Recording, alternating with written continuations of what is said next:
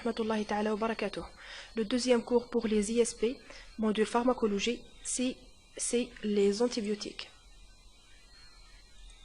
Les antibiotiques, ce sont des substances capables d'inhiber ou bien de détruire certaines espèces bactériennes.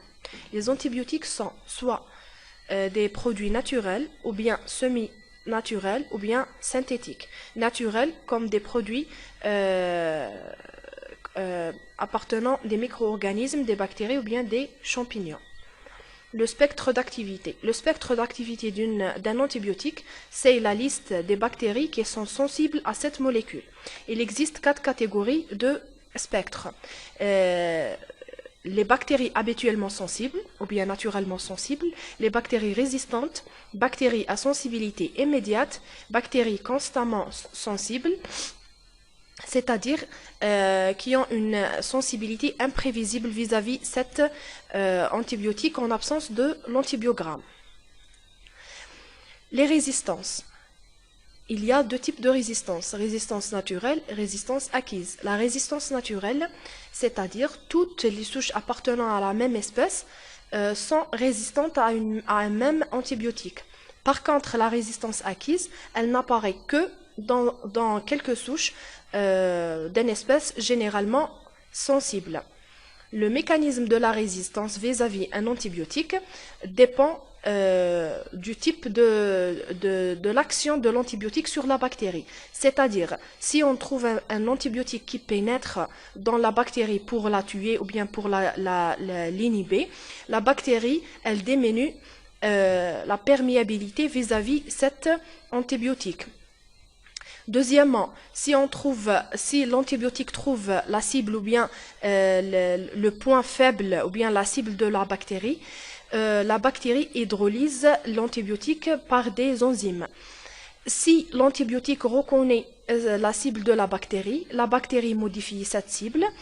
Et même si l'antibiotique doit être présent à des quantités suffisantes pour tuer la bactérie inhibe les pompes à efflux. La définition de bactériostatique et bactéricide. Un agent bactériostatique, c'est un agent qui inhibe la croissance bactérienne. Un agent bactéricide, c'est un agent qui tue la bactérie. On a 2 concentrations utilisées pour les antibiotiques, la CMI et la CMB. La CMI, c'est la concentration minimale inhibitrice, c'est-à-dire quoi? C'est la plus faible concentration d'un antibiotique capable d'inhiber complètement la croissance bactérienne. Et la CMB, c'est la concentration minimale bactéricide. C'est la plus faible concentration d'un antibiotique capable de tuer la majorité des bactéries. La classification des antibiotiques. Les bêta-lactamines existent, les pénicillines, les céphalosporines, les carbapénèmes et les monobactams. On a aussi les aminosides, les cyclines, les macrolides, les quinolones, les phénicolés, la rifamycine, les phosphomycines, l'acide fusidique, les glycopeptides et les sulfamides. Premièrement, les bêta-lactamines. C'est la famille la plus importante dans les antibiotiques. Elle a un cycle bêta-lactame.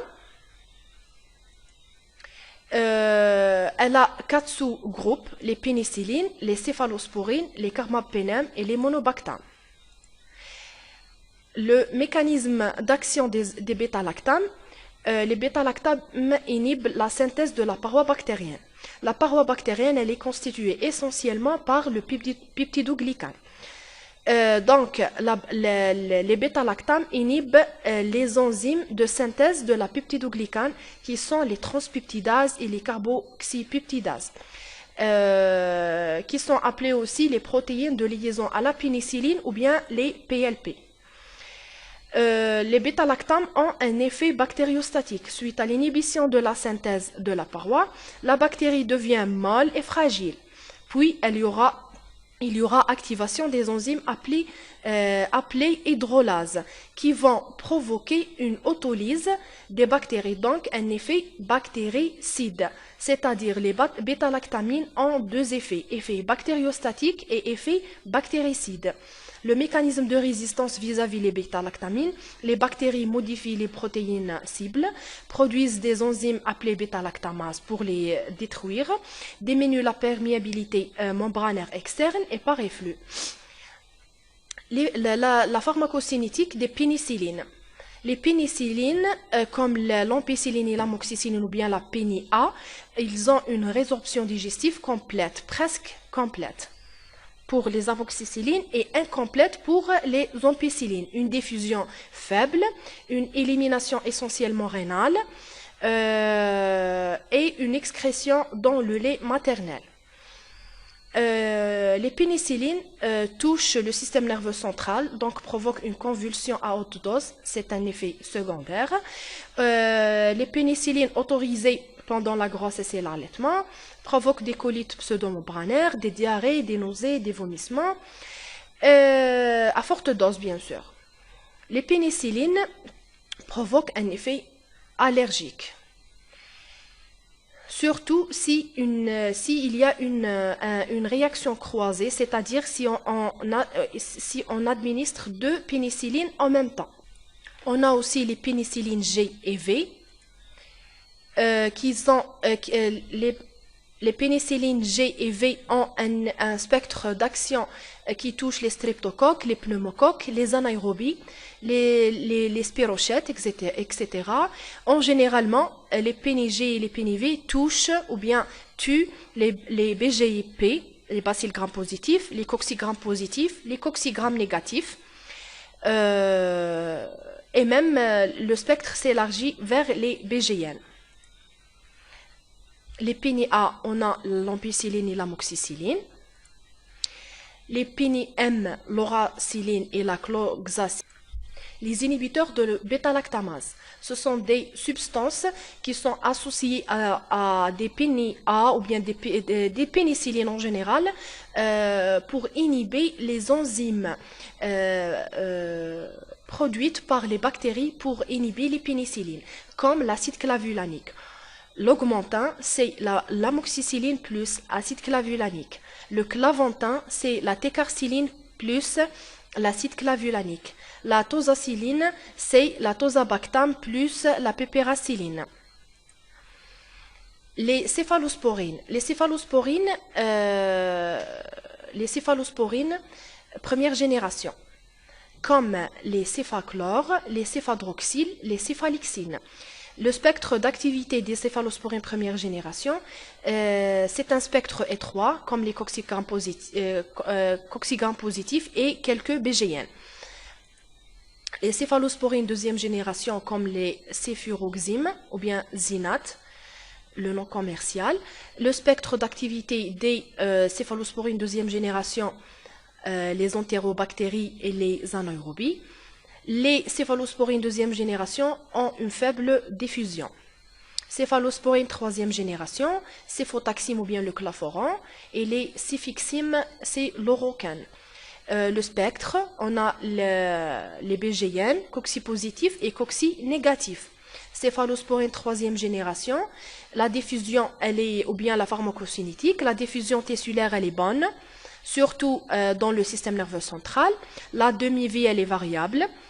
Comme les ceftriaxone 8 heures, c'est-à-dire on donne aux malades une injection par jour. L'élimination, elle est essentiellement rénale, c'est-à-dire si le patient a une insuffisance rénale, on doit adapter la posologie. Les carbapénèmes, ou bien les mépénèmes, le spectre est très large, touche les cocci-positifs et les BGN et les anaérobies, diffusion vers l'LCR, vers l'os, vers l'appareil génital et même le liquide bronchique. Les monobactam, l'azétrionam, spectre d'activité BGN cocci-gram négatif, l'administration elle est purement IV, avec une large diffusion. Les aminosides, comme la gentamicine, la néomycine. Le mode d'action, les aminosides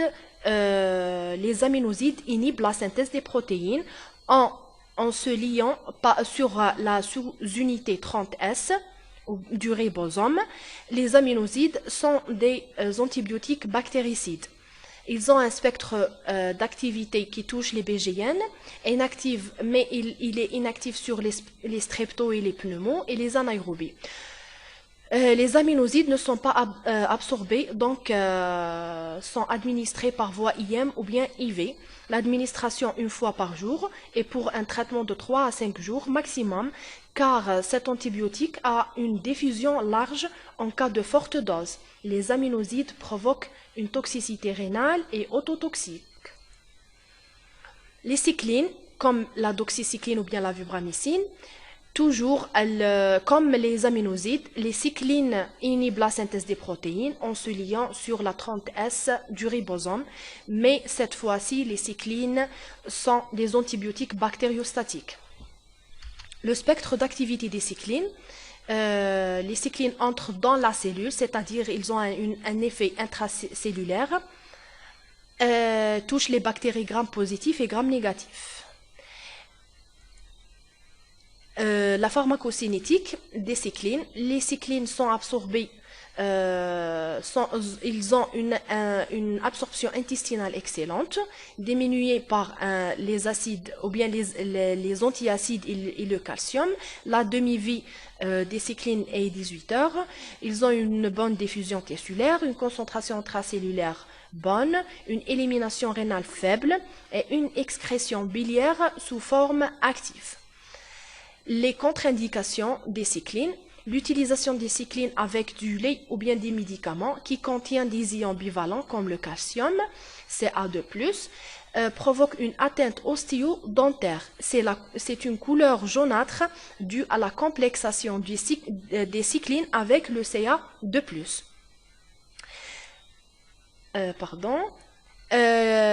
Les contre-indications des cyclines. Les cyclines ne doivent pas être administrées pour les patients qui ont une insuffisance rénale et même pour les femmes enceintes et les enfants moins de 8 ans.